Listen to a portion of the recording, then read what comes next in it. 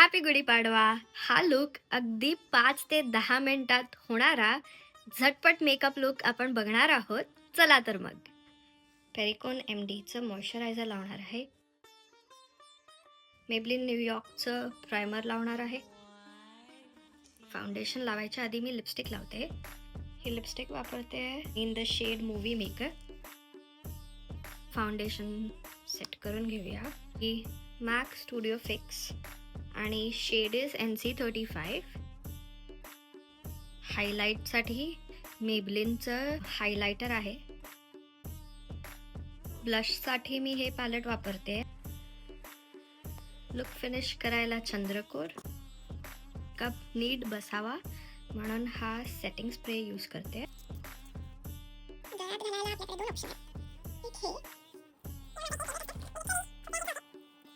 छोटेसे कानातले घातलेत.